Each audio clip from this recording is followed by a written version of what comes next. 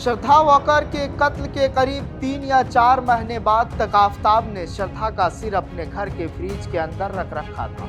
इस दौरान वो फ्रिज खोलता और श्रद्धा वॉकर का चेहरा देखता था। दरअसल वो श्रद्धा का सर फेंकना नहीं चाहता था, क्योंकि उसे डर था कि ऐसा करने से कत्ल का राज खुल जाएगा।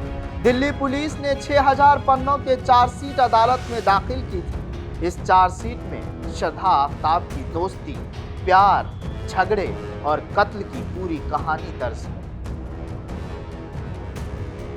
करीब 6000 पन्नों की ये वो चार्जशीट है जिसमें आफताब और श्रद्धा की पूरी कहानी दर्ज है। कब और कैसे आफताब और श्रद्धा एक दूसरे को मिले, दोनों ने क्यों लिविंग में रहना शुरू किया, दोनों के बीच क्यों झगड़ा होता था, दोनों मुंबई से दिल्ली क्यों आए और दिल्ली में आफताब ने श्रद्धा का कत्ल क्यों किया। तारीख 18 मई 2022, दिन बुधवार।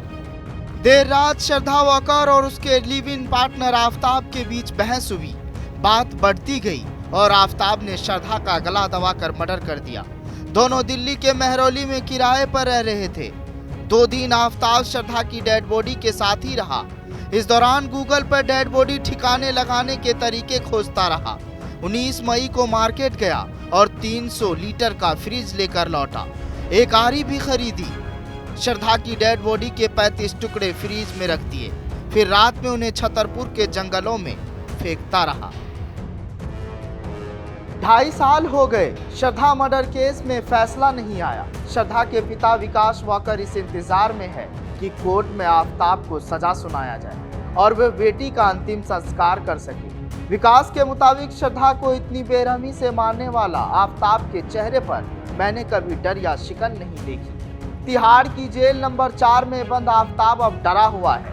डर जान जाने का है। मुंबई में बाबा सिद्दीकी की मर्डर में आरोपी शूटर शिव कुमार ने पुलिस को बताया है कि आफताब गैंगस्टर लॉरेंस बिश्नोई के निशाने पर है। उसके शूटर कोर्ट आने जाने के दौरान रेकी भी कर चुके हैं।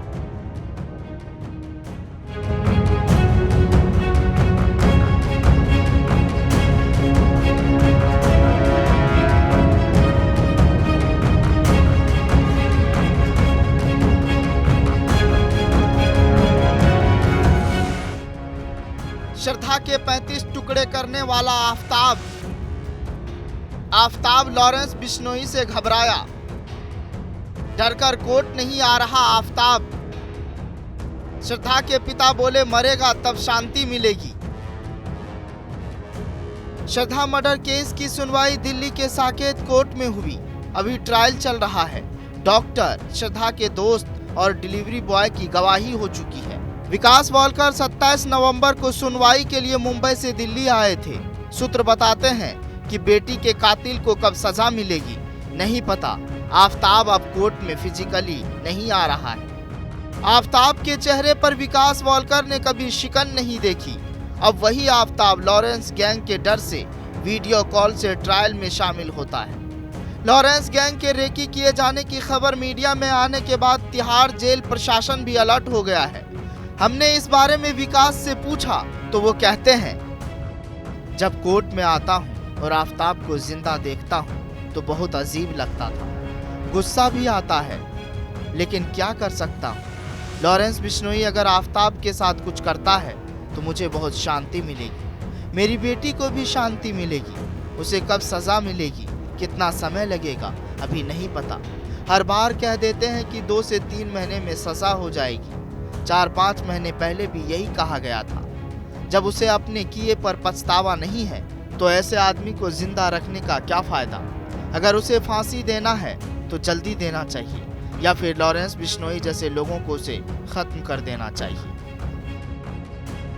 लिहाजा आफताब की फैमिली फरार क्यों हुए, इसकी भी जांच होनी चाहिए। श्रद्धा के माता पिता कहते हैं कि मुंबई पुलिस ने शुरुआत में बड़ी लापरवाही बरती है। मेरी बेटी ने शुरुआत में आफताब की शिकायत की थी, उसे पुलिस ने गंभीरता से नहीं लिया। आगे वो कहते हैं कि मुझे लगता है कि पूरे मामले में उसकी भी भूमिका रही होगी, इसलिए जांच होनी चाहिए। मसलन अगर पुलिस ने सही समय पर एक्शन लिया होता तो मेरी बेटी जिंदा होती। इस कहानी में आज के लिए बस इतना ही। जनतंत्र टीवी पर खबरों का सिलसिला जारी रहेगा।